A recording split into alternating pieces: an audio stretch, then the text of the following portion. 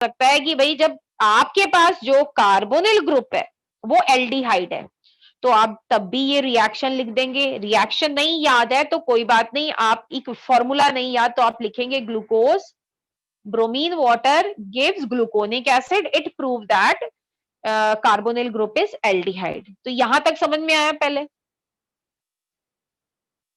Yes ma'am. ठीक है। अब सेकंड जो क्वेश्चन आ सकता है, जो मैंने ये बोला है कि ये मेंशन नहीं है कि कार्बोनिल ग्रुप है, आपको ये बोल रहे हैं कि इसमें जो फंक्शनल ग्रुप प्रेजेंट है तो एल्डिहाइड है। आप कुछ बच्चे सिर्फ ये लिख देंगे, तो मे बी ऐसा हो सकता है ये लिखने पे मार्क्स मिल भी जाए, मार्किंग स्कीम पे डिपेंड करता है। पर फॉर सेफर साइड आप क्या करेंगे, अगर मैंने ये बोला कि इसमें एक फंक्शनल ग्रुप है एल्डिहाइड, तो बेटा पहले तो प्रूफ करना पड़ेगा ना इसमें कार्बोनिल ग्रुप है, तो आप ये दोनों रिएक्शन में से कोई एक लिखकर नीचे लिख देंगे। आप कहेंगे glucose when react with hydroxyl amine form oxime, या ऐसे इक्वेशन की फॉर्म में लिख दे, वर्ड्स में लिख दे, स्ट्रक्चर ना बनाए कि इसके साथ क्या बनता है, ऑक्साइन बनता है। It proves that it has carbonyl group. और फिर आप बाद में ये वाला रिएक्शन लिख दें, glucose with bromine water give gluconic acid, it further prove that carbonyl group is aldehydic group. ये समझ में आया कि फॉर सेफर साइड अगर कभी कार्बोनिल वर्ड पहले मेंशन ना हो, ये ना बताया गया हो कि इसमें कार्बोनिल ग्रुप ऑलरेडी प्रेजेंट है, तो आप क्या करेंगे, आप कार्बोनिल के लिए भी एक रिएक्शन लिख देंगे और आप ये ब्रोमीन वाटर वाला भी रिएक्शन लिख देंगे। इतना समझ में आया सबको? Yes ma'am. Yes yes ma'am. Ma'am. अब बेटा हाँ ठीक है। अब मैंने एंड में आपको ये बोला था कि इसमें 5 OH ग्रुप है, इसमें कितने OH ग्रुप हैं? 5। 5। 5 OH ग्रुप है। 5 जब OH ग्रुप है वो कैसे प्रूव होगा? तो ये आप जब मेरे ख्याल से एसिड वाला, और उसमें भी अल्कोहल में भी है, जब आप ये पढ़ेंगे तो अच्छा आपको एक चीज ध्यान होगी कि अगर हम अल्कोहल का रिएक्शन एसिड या एसिड के डेरिवेटिव्स के साथ करते हैं तो क्या होता है, वाटर निकल जाता है और ये बन जाता है एस्टर। यही तो बन जाता है ना, एस्टर बनता है। अब आपने ये छोटी क्लासेस में पढ़ा था कि जब हम रिएक्शन करेंगे तो जो है आपका क्या बनेगा, एस्टर बनेगा। लेकिन उसमें सिर्फ आपने ये पढ़ा था कि अल्कोहल और एसिड का रिएक्शन करेंगे, लेकिन आप 12th में पढ़ेंगे कि अगर आप अल्कोहल का एसिड के किसी भी डेरिवेटिव के साथ, अब कोई बच्चे बोलेंगे डेरिवेटिव क्या होता है, डेरिवेटिव्स क्या होता है बेटा, किसी बच्चे ने, कई बच्चों ने कर भी लिया होगा डेरिवेटिव्स मीन ये आपका एसिड है, डेरिवेटिव्स हो सकता है COCl, OH की जगह पे Cl आ गया, तो ये एसिड क्लोराइड है। किसी बच्चे ने किया भी होगा शायद, उनको यहाँ पे अगर कोई ट्यूशन पढ़ता हो तो उसके क्या कहते हैं उसको ऑलरेडी इन्होंने, कई बच्चों ने ऑर्गेनिक, कई लोग स्टार्ट कर देते हैं, तो ये Cl हो गया। और एक एसिड का डेरिवेटिव होता है CnH2, ये अमाइड है, अमीनो नहीं है ये, दिस इज अमाइड। दूसरा बेटा आता है आपका एक और डेरिवेटिव आता है RCOOCOR, ये आर सेम भी हो सकते हैं, डिफरेंट भी हो सकते हैं, इसे बोलते हैं एसिड एनहाइड्राइड। तो इसके साथ भी सेम एस्टर ही बनता है, तो वो रिएक्शन हम आगे पढ़ेंगे। तो ये कह रहे हैं एसिटिक एनहाइड्राइड। अब कहेंगे एसिटिक एनहाइड्राइड किसे बोलते हैं भाई, ये होता है एसिटिक एसिड का, से एसिटेट ग्रुप आता है, OH आता है यहाँ पे, लेकिन अगर मैं इसको OH आता है, H हटाकर अगर दोबारा से, तो ये होता है बेटा एसिटिक एनहाइड्राइड। अभी आप इसके, तो ये एसिटिक एनहाइड्राइड होता है, ठीक है, एसिटिक एसिड से बनता है, ये एसिटिक एसिड का डेरिवेटिव होता है। तो ये कह रहे हैं जब भी आप एसिटिक एनहाइड्राइड के साथ रिएक्शन करेंगे तो बेटा यहाँ ध्यान से देखिए, एसिटेट ग्रुप इंट्रोड्यूस हो गया है ना, ये वाला ग्रुप आ गया ना, CH3CO इंट्रोड्यूस हो गया। मैंने यही तो बोला था कि एस्टर बनता है। तो अब आप देखिए यस यहाँ मैम। पे कितने एसिटेट आएंगे भाई, 4 OH यहाँ पे हैं और एक पांचवा नीचे है, तो पेंटा एसिटेट बनेगा। तो ये कह रहे हैं जब ग्लूकोज की एसिटाइलेशन करी जाती है, एसिटाइलेशन का मतलब है इसमें कौन सा ग्रुप इंट्रोड्यूस किया जाता है, COCH3, ठीक है, कौन सा ग्रुप इंट्रोड्यूस किया जाता है, COCH3, ये होती है एसिटाइलेशन। और इसका जर्नल नेम आगे हम पढ़ेंगे, इसको हम जो है क्या कहते हैं, जर्नल नेम जो होता है असाइलेशन बोलते हैं, असाइल, असाइल। असाइल में ये आर कुछ भी हो सकता है, एसिटाइल अलग होता है, असाइल मतलब ये वाला। असाइलेशन का मतलब है कि ये जो आर है ना CH3, ये कुछ आर हो सकता है, कुछ भी हो सकता है, कितने भी कार्बन हो सकते हैं। और एसिटाइलेशन स्पेसिफिक हो गया कि ये जो आर है it is equal to CH3, मतलब ये एसिटिक एनहाइड्राइड का डेरिवेटिव है। इसको भूल जाइए अगर नहीं समझ में आया, बस इतना समझिए कि ग्लूकोज जब एसिटिक एनहाइड्राइड के साथ रिएक्ट होता है तो ग्लूकोज पेंटा एसिटेट बनता है, जिससे ये प्रूव हो जाता है इसमें 5 OH ग्रुप है। समझ आ गया इतना? Yes ma'am. बाकी मान लो किसी बच्चे को ये ना समझ में आए, क्योंकि मैंने आपको पहले ही बता दिया कि अल्कोहल चैप्टर में हम करेंगे, ठीक है। अब मैंने लास्ट चीज ये बोली थी कि हमें क्या प्रूफ करना है। अगर आपको ध्यान हो, किसी बच्चे को पता है मैंने एक चीज बोली थी कि मैम प्राइमरी होता है एक वो, हाँ ठीक है, एक ठीक है, अल्कोहल प्राइमरी होता है। हाँ। तो मैंने ये बोला था कि लास्ट पॉइंट हम ये प्रूफ करेंगे कि इसमें जो 5 OH ग्रुप है उनमें से एक प्राइमरी है। तो इसलिए पढ़ के आया करो, पढ़ते नहीं हो। प्राइमरी का मतलब है वो जिस कार्बन से जुड़ा हुआ है उसके पास 2 हाइड्रोजन है, तो इसमें एक प्राइमरी ग्रुप है। वो कैसे प्रूव होगा? तो अभी मैंने आपको पीछे बताया था कि अगर आप जो ऑक्सीडेशन होती है, जो प्राइमरी अल्कोहलिक ग्रुप होता है, अगर आप इसकी ऑक्सीडेशन करें तो पहले एल्डिहाइड बनता है और फिर क्या बनता है, एसिड बनता है। लेकिन अगर आप प्राइमरी को सीधा एसिड में चेंज करना चाहते हैं तो आपको स्ट्रॉन्ग ऑक्सीडाइजिंग एजेंट की क्या पड़ेगी, जरूरत पड़ेगी। बताया था या नहीं बताया था? बताया था मैम, इनका इसका ठीक है, उल्टा ही बताया था मैम, एसिड का हाँ रिडक्शन करेंगे तो हाँ। और वो बने।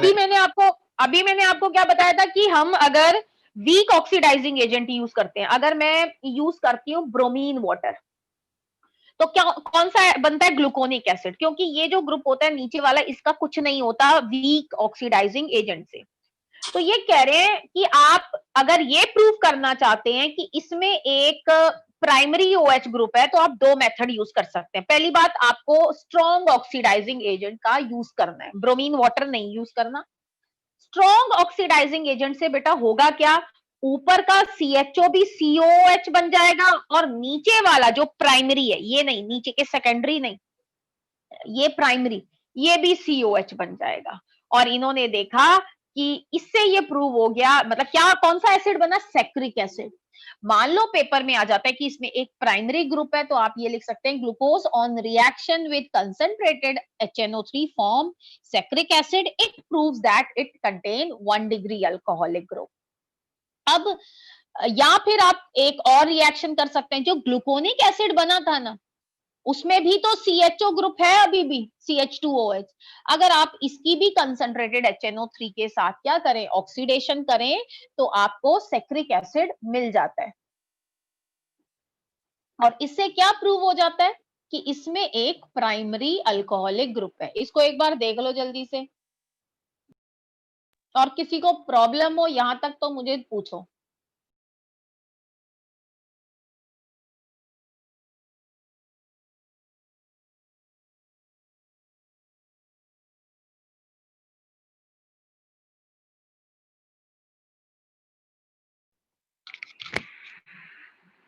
ये तो हो गया ग्लूकोज का स्ट्रक्चर। इसमें आपको क्वेश्चन भी समझ में आया कैसे आएंगे, ठीक है। स्ट्रक्चर याद करने की जरूरत नहीं, मेन ये याद रखिए, क्योंकि मैं CBSE के अकॉर्डिंग बता रही हूँ आपको, तो ये चीज ध्यान रखनी है। अच्छा, आजकल जैसे MCQ के क्वेश्चन आएंगे, उसमें ये भी तो आ सकता है, या मान लो जो रीजनिंग आए, वो जो थी असर्शन रीजनिंग, तो उसमें ऐसा कुछ क्वेश्चंस भी आ सकते हैं कि जो है ग्लूकोज जो है ब्रोमीन वाटर के साथ तो ग्लूकोनिक एसिड बनाता है, लेकिन कंसंट्रेटेड HNO3 के साथ, जबकि दोनों ही ऑक्सीडाइजिंग एजेंट है, सैक्रिक एसिड बनाता है। और मान लो उसमें नीचे लिखा हो बिकॉज ब्रोमीन इज माइल्ड और HNO3 इज स्ट्रॉन्ग, तो दोनों ही ठीक है, और ऊपर वाले की रीजनिंग नीचे वाला है। तो इस तरह से कुछ क्वेश्चंस आ सकते हैं। आपको असर्शन रीजनिंग से घबराने की जरूरत नहीं है, लेकिन अगर आप ये कहें कि हम पहले असर्शन रीजनिंग बताएं, तो असर्शन रीजनिंग का करेक्ट आंसर आप तभी बता पाएंगे जब आपको कंसेप्ट क्लियरिटी होगी। ठीक है, तो इसलिए जो है कंसेप्ट जो है पहले क्लियर कीजिए। उसके बाद मान लो आपके एग्जाम होते हैं, तो आप अपने एग्जाम में, इसीलिए मैंने बोला है साथ साथ में पढ़ लीजिए, ताकि एग्जाम में ना आप जो है सारे सब्जेक्ट्स में मेहनत कर पाए। तो आप ये बायोमोलिक्यूल्स और जितने भी चैप्टर हमारे होंगे उसको आप क्या करेंगे, अच्छे से करना है अभी से, ताकि जब पेपर खत्म हो, तो मान लो 15 दिन आपके पास दिसंबर के बचते हैं, उस 15 दिन में आप दोबारा से रिवीजन कर सके, क्योंकि एक बार तो आपकी ये साथ साथ में हो जाएगी, क्योंकि आपको टाइम नहीं मिलेगा। मान लो नवंबर के एंड में कोर्स खत्म होता है, होगा उसके एंड में ही, तो आपके पास क्या होगा, आपके पास पेपर दे दिया आपने, पेपर, अब पेपर आ गए सडनली, आपको पिछली बुक का भी पढ़ना है, तो इसलिए कह रही हूँ कि कम से कम ये वाले चैप्टर अच्छे से कर लीजिए साथ साथ में, ताकि आपको फिर पहली बुक का थोड़ा सा रिवाइज करने का मौका मिले। चलिए, ये तो थे ग्लूकोज के ओपन स्ट्रक्चर। तो अब मैं और आगे डिस्कस करूंगी। अब एक एनसीईआरटी में भी क्वेश्चन दिया हुआ है कि कुछ ऐसे रिएक्शंस थे जो ग्लूकोज का open chain structure, open chain structure बेटा कौन सा है, ये वाला है ना, ओपन चेन है, इधर OH, फिर इधर OH, फिर नीचे इधर, और इस साइड एक और OH, नीचे CH2OH। मैं दोबारा बना देती हूँ, स्पेस कम था। OH, एक OH इधर, एक OH इधर, एक इधर, और नीचे क्या था, CH2OH, बाकी जगह पे इधर लगा दीजिए हाइड्रोजन। कुछ ऐसे रिएक्शन थे जो ग्लूकोज का ये ओपन चेन स्ट्रक्चर एक्सप्लेन नहीं कर पाता। तो एग्जाम में जो पीछे एनसीईआरटी में भी क्वेश्चन मेंशन है, उन्होंने बोला था लिस्ट द रिएक्शन, लिस्ट, क्योंकि एनसीईआरटी में रिएक्शन नहीं दिए गए, लिस्ट बोला हुआ है, तो इसीलिए आपने ये ऐसे लैंग्वेज फॉर्म में दिया हुआ है, तो आपने भी लैंग्वेज फॉर्म में याद करना है। इनका रीजन क्या होता है वो मैं जब आपसे साइक्लिक स्ट्रक्चर एक्सप्लेन करूंगी ना, तब आपको समझ में आएगा। तो अभी बस इतना समझ लीजिए, ठीक है। अब तब, क्योंकि साइक्लिक स्ट्रक्चर से ही तो पता लगेगा कि ये रिएक्शन क्यों नहीं देता था। चलिए अब इधर देखते हैं। पहली चीज अगर आप देखें, इसमें CHO ग्रुप है, CHO मतलब एल्डिहाइड ग्रुप है। तो जब आप एल्डिहाइड और कीटोन पढ़ेंगे ना, तो आप ये देखेंगे कि जो एल्डिहाइड है ना, वो एक रिएक्शन देते हैं, शिफ्ट रिएक्शन। अगर आपको ध्यान हो, मैंने शायद कॉपी में भी जो प्रैक्टिकल की कॉपी में कराए थे वो कराया था। और अब मुझे प्रैक्टिकल से ध्यान आया कि मुझे 3 ही बच्चों ने प्रोजेक्ट दिखाया, बाकी ये जो बच्चे ये सोच रहे हैं ना हम करेंगे 5 नंबर 4 नंबर का प्रोजेक्ट है, 4 का भी नहीं, वो मार्क्स कहीं से भी काट लेगा, आपका वाइवा भी ठीक नहीं होगा, तो आपका 4 वहां जाएंगे। और आप ये सोच रहे भाई मैं बाद में कर लूंगा, तो जो बच्चे ये सोच रहे कि नहीं मैं बाद में कर लूंगा, तो आप अपना नुकसान कर रहे हैं। कैसे अपना नुकसान कर रहे हैं, बाद में आप कॉपी से मतलब पेपर का याद करेंगे या प्रोजेक्ट बनाने में अपना टाइम वेस्ट करेंगे। तो अभी आप कर लीजिए, अभी इतनी छुट्टियां हैं, कभी अभी दिवाली भी आनी है। कौन सा आप दिवाली पे घर की खुद सफाई करेंगे, या दिवाली की पूजा आपने ही करनी है, आपकी मम्मी करेंगी, आप तो सिर्फ पटाखे जलाएंगे, या भाई हमने नए कपड़े पहन लिए हम बाहर घूम के आएंगे। तो बेटा आपने जो है, आप जो है 1 घंटा निकाल सकते हैं अपने लिए। और वैसे भी एक दिन में आपको प्रोजेक्ट जैसे आपने पता लगा लिया, देखकर ही तो लिखना है, उसके बाद दूसरे बच्चे ने और आपने मुझे बता दिया कि मैम ये वाला है तो मैं ये कर लूं, एक दिन वो हो गया। फिर अगले दिन आप लिखना चालू कीजिए, मान लीजिए आप आधे घंटे में 2 पेजेस लिख पाते हैं, 2 लिख लिए, फिर अगले दिन 2, इस तरह से आपका कंप्लीट हो जाएगा। क्योंकि सब बच्चे जो है इसी चीज में अपना टाइम वेस्ट करते हैं। अभी मैं प्रैक्टिकल का भी और भेजूंगी राइटअप, वो लिख लीजिएगा ताकि आपकी फाइल कंप्लीट हो। कल को जब प्रैक्टिकल चालू हो तो मैं आपको समझाऊं, आप करने में अपना टाइम लगाएं, प्रैक्टिकल्स को ना आप उसमें लगाएं अपना टाइम, ना कि अपना टाइम जो है आपको, क्योंकि पेपर का सारी चीजें रिवाइज करनी है। और अगर आप ये लग रहा है ना अभी तो पूरा जनवरी पड़ा है, दिसंबर पड़ा है, तो बेटा कुछ नहीं, आप एंड टाइम में तो सिर्फ होता है रिवाइज करना, पूरी चीजों को याद अब करना होता है दिसंबर से पहले पहले। उसके बाद में आपका एक चैप्टर जो है ना 1 दिन में खत्म होना चाहिए। मतलब बाद में जब आप करेंगे ना, अगर अभी आप अच्छे से कर लेंगे, मान लो एक चैप्टर को आप 4 दिन में, हफ्ते में खत्म करते हैं रिवीजन करके, तो अभी आपके पास वो मौका है कि आप हफ्ते में खत्म कर दें, लेकिन जब जैसे ही जनवरी दिसंबर के आपके पेपर खत्म होंगे तब आपको क्या करना होगा, एक दिन में एक चैप्टर खत्म करना होगा। और एक चैप्टर कितने घंटे में, तो सिर्फ 1 घंटे में या 2 घंटे में खत्म कीजिए, बिकॉज और भी सब्जेक्ट्स होते हैं आपके। तो ये चीज का आप ध्यान रखिए, बार बार बोल रही हूँ, इसीलिए बोल रही हूँ बेटा साथ में पढ़ लो। अभी भी कुछ बच्चे नहीं पढ़ रहे हैं साथ में। बाकी अगर आपको कोई मिसगाइड करता है, आप ट्यूशन जाते हैं, वो मिसगाइड कर रहे हैं आपको कि अरे वो हो जाएंगे, टीचर ये कर देगा, वो कर देगा, भाई ऐसे मिसगाइड के चक्कर में मत पड़ो। क्योंकि अगर वो कहते हैं भाई, तो 40 में से उनके यहाँ पे हर एक स्कूल के अलग अलग बच्चे होते हैं, तो 40 बच्चे हैं, हर एक स्कूल का अलग अलग बच्चा है। मान लो आपके स्कूल के वहां 10 बच्चे पढ़ते हैं, सिर्फ 2 बच्चों के नंबर थोड़े ज्यादा आएंगे, बाकी उनके पास और भी बच्चे हैं अलग अलग स्कूल के, तो 2-2 करते हुए बड़े सारे दिखा देंगे, बाकी के क्यों नहीं आ रहे हैं। तो बेटा और इस चक्कर में मत पड़ना कि ऑर्गेनिक जो है ना, अगर आप ये कहें कि मुझे वहां से टीचर से समझ में आ गई, समझ तो सब कुछ आ जाएगा, वो बता देगा आपको सही तरीके से, लेकिन जब करने की बात आएगी ना, जब और ऊपर से बायोमोलिक्यूल या इस तरह के जो चैप्टर है वो ढंग से नहीं कराते हैं, एंड में छोड़ेंगे, यहाँ कराएंगे नहीं, बताएंगे नहीं कैसे क्वेश्चन आते हैं, और ये स्कोरिंग चैप्टर है। और ऑर्गेनिक में भी वो कन्वर्जन पे इतना ध्यान देंगे, 1 हफ्ता तो कन्वर्जन पे ही लगा देंगे। उसके बाद में जो चैप्टर कराएंगे, रीजनिंग कहीं एक आधी रीजनिंग करा दी, उससे करा दी, छोटे छोटे आंसर लिखवा दिए, समझ ही नहीं आया, वो तो रटने वाली बात होगी आपके लिए कि भाई क्या किया। इसलिए मैं बोल रही हूँ आप लॉजिकली याद करें, रटने की बात मत करें। चलिए इधर चलते हैं। तो इसलिए मैं आपके भले के लिए कह रही हूँ कि बेटा अपना प्रोजेक्ट बना लो, क्योंकि बाद में सिर्फ आप अपना जो टाइम है वो पढ़ने पे लगाएं, ठीक है। इसलिए बोल रहे हैं, और बाकी आपने नहीं करना तो नहीं करना, वो मैं जितना मर्जी बोल लूं। चलिए अब इधर देखते हैं, क्योंकि अब बेटा मैं ये कह रही हूँ कि ग्लूकोज के कुछ रिएक्शंस जो हैं, अगर अच्छा ये कट जाती है ना कॉल, तो फिर हम कल अगले पीरियड में, और आयुष मित्तल आइएगा जरूर। रिएक्शन, कुछ ऐसे रिएक्शन जो ग्लूकोज एक्सप्लेन नहीं कर पाया, वो कौन सा रिएक्शन है, इसमें सीएचओ ग्रुप होता है, पर ये शिफ्ट टेस्ट नहीं देता, जो कि सीएचओ ग्रुप की एक खासियत है। ऐसे ही ये सोडियम सल्फाइड के साथ रिएक्ट नहीं करता है, ये भी एडिशन प्रोडक्ट बनाता है, जैसा कि वो मैंने आपको बताया था ना, HCN के साथ इस तरह से कंपाउंड बनता है, तो इसके साथ भी ऐसा ही कुछ कंपाउंड बनता है, ये हम आगे डिस्कस करेंगे कार्बोनिल कंपाउंड्स में। तो मतलब इसमें सीएचओ ग्रुप होते हुए भी ना ये शिफ्ट टेस्ट दे रहा है, ना ये NaHCO3 टेस्ट दे रहा है, अभी आपको बाद में डिस्कस करूंगी क्यों नहीं दे रहा। दूसरी चीज, जो पेंटा एसीटेट आ रहा है, अगर हमने जो अभी पेंटा एसीटेट बनाया था उसमें सीएचओ ग्रुप तो था, लेकिन ये हाइड्रोक्सिल अमीन का टेस्ट नहीं दे रहा। अब पहले दे रहा था जब बिना पेंटा एसीटेट के था, पर अब ये हाइड्रोक्सिल अमीन का टेस्ट नहीं दे रहा है, पेंटा एसीटेट। पेंटा एसीटेट मतलब यहाँ पे सीएचओ ग्रुप है, बाकी जगह पे आपका ये एसिटाइलेशन हो रखी है, ऐसे नीचे भी तो नहीं दे रहा है। इसका मतलब तो ये है कि इसमें कोई सीएचओ ग्रुप फ्री नहीं है, होगा जरूर पर फ्री नहीं है।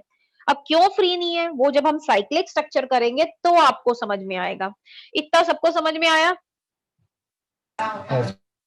Yes, ma'am. ठीक है। अब जब हमारा लास्ट पीरियड होगा, उससे पहले जितना मैंने आपको बताया है, ये जितना भी मैंने आपको बताया, बस वो गलती जो हुई है उसको ठीक कर लीजिएगा, मैं आपको अभी या मैं लास्ट पीरियड में सेंड कर दूंगी वो ठीक करके।